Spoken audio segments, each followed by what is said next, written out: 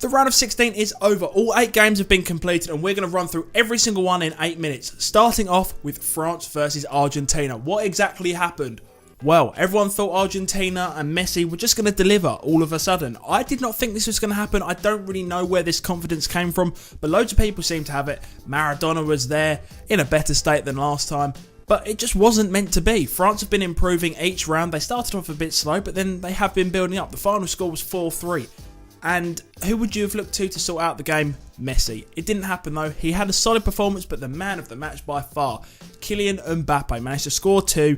He's just showing why he is going to be a superstar of the future. An absolutely incredible performance. There's not much else I can say on that. They fully deserve to go through into the next round. It did get tight towards the end with Argentina scoring to make it 4-3 because it was 4-2 at the time. But Kylian Mbappe, what a player, what a superstar for the future. The second game we were looking at is Uruguay versus Portugal. Another big game, superstars everywhere. We've got Luis Suarez, we've got Cavani, Godin, all those players on the side of Uruguay, and of course Portugal. There's just the one man. They obviously have a very good team, but Cristiano Ronaldo has done fantastically so far in the competition. I believe he had about 4 goals up to this point, most notably that free kick up against Spain. And what happened? Well, they just kind of got done by the better team on the day. Suarez and Cavani combined on multiple occasions, and especially on the goal. If you did watch the game, you just know what I mean. If you didn't, make sure you check it out. It was just incredible. Such a good cross. He finished it off. The slight worry for Uruguay going into the next round progressing is that Cavani, I think, did pick up an injury on his shin, which could be a problem.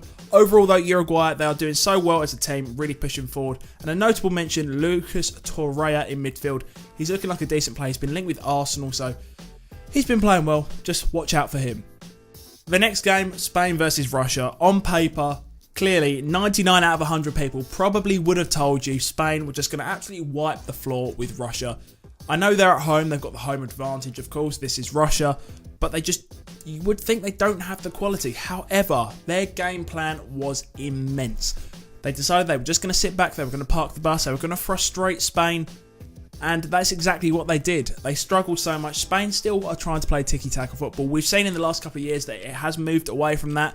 They can't really change it up though. Their only real striker in the team was Diego Costa, and he doesn't play like that. So they don't have that identity. They've been struggling a lot, and they ended up losing on penalties. Fair play to Russia. They fully deserve to go through, and they've really surprised me. I didn't even think that they'd get out of the group stage, but they are flying through this tournament. In the next round, they've got a game up against Croatia. We will get onto that game later on.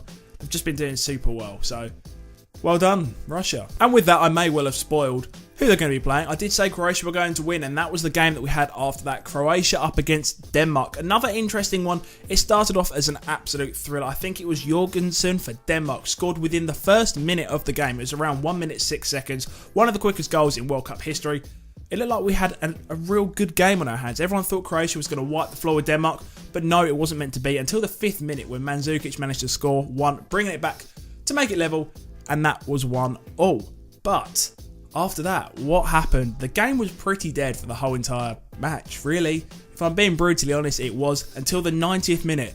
Croatia get a penalty. Luka Modric steps up. I'm sitting there watching it thinking, this is it. They've done so well for the whole entire game, and then it's going to be snapped away from them immediately. But no, Kasper Schmeichel saves the penalty. It goes to a penalty shootout. He saves a further 2, but I'm afraid it is not enough. That meant that they did actually crash out of the tournament altogether. Croatia have progressed only just, but it is a sign they aren't maybe the side we thought they were. It's up and down. It's going to be a good game against Russia though. Brazil and Mexico, the South American battle. That was the match following Croatia versus Denmark. And this was probably one of the more standard games. Mexico started off fantastically well. They did drop off a little bit towards the end of the group stage, obviously getting beaten very heavily by Sweden. I think it was 3 or 4-0 in that last match, which meant they dropped down to second in the group. And of course, we're up against the mighty Brazil. Them themselves, I think as well, they are growing into the tournament little by little. They haven't started off too well, but of course for them, it's really good. They are gaining momentum as the tournament goes on, getting better and better. Neymar has actually finally decided to step up. He's still going down way too easily for me, in my opinion, but there's nothing we can do about that. He has statistically the lowest threshold of pain of anyone in the whole entire tournament just because he's gone down so much. He needs to stop the rolling, but he did well to get a goal in that match, and they ended up winning, going through. fair play. They are going to be a real danger in this tournament. They probably were from the start, but they really are gaining that momentum. That is the one thing with Brazil. We just got to watch out for them. Belgium and Japan. This is another one which is very similar to kind of that Spain versus Russia thing. You look at it on paper, you can see who's clearly going to get through. Japan did really well in the group stage, but I think it was kind of covered up by the fact that they managed to beat Colombia so easily in the first game, only because they actually had a red card. So they could take full advantage of that, which they did. So fair play to them to getting through to this stage. It was going to be a whitewash for Belgium, but it didn't happen like that. The first half, no goals, nothing at all. Second half, we look in and we see that all of a sudden Japan are up 2-0. What exactly is going on? Nobody thought that this was going to happen, but it was happening.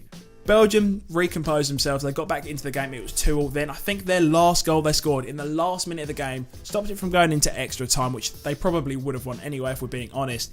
I think it took around 7 seconds to get from one end of the pitch to another. It was just a magical bit of counter-attacking, attacking football, which ended up in a goal. And they ended up winning 3-2 minute they went through. It was really unlucky for Japan though. Sweden and Switzerland. It wasn't exactly a wonder game to say the least. Sweden had a lot of chances. In fact, way too many chances for when you look at the scoreline. The scoreline in the end was 1-0. Emil Forsberg with the goal. I think it was classed as his, but it did take a big deflection on the way through. If you didn't see it, he was on the edge of the box. Granit Xhaka committed in way too quickly, so Forsberg just sidestepped him, took a shot, massive deflection like I said, and then that went up, I think, the opposite side from the keeper, so he was completely helpless. And that was the only goal in the game, but Sweden had so many chances. They really could have been 3 or 4 up, maybe even in the first half. They just couldn't finish it off, which is a worry for them in the next round. Defensively though, they were impeccable, and yeah, they look promising really. They're going to be a dangerous team to play up against, and they are going to be playing up against England, which I will get onto in a second. Emil Forsberg played great once again. He's really carried them forward. And just a note for Switzerland, Ricardo Rodriguez tried his best, but didn't work out for him. And finally, the real big one, the big question. Will football be coming home this year? Everyone wants to know the answer. England versus Colombia. If England won, it would have been the first knockout game that they've won in around 12 years in a World Cup or a major competition altogether, which is kind of crazy to think about it when you think of the pedigree that England have. But what a game. Literally, Harry Kane managed to get a penalty early on. That's the third one, I think, from players being wrestled down to the box. We seem to be good at that, and the players just keep on grabbing onto us, so we'll take it.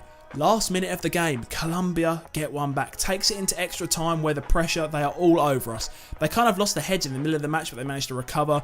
By that time, they really had an advantage on us, but they couldn't take it. Penalties, it was just mental. Look it up yourself, that's all I can say. But Eric Dyer managed to score the final goal. Jordan Pickford was incredible, and that was that. Football is still coming home. It is still on. Thank you all for watching. I think this may be a little bit over 8 minutes, but I tried my best. So, thank you all for watching once again. Drop a like on the video, stay subscribed, and I'll see you all on the next video.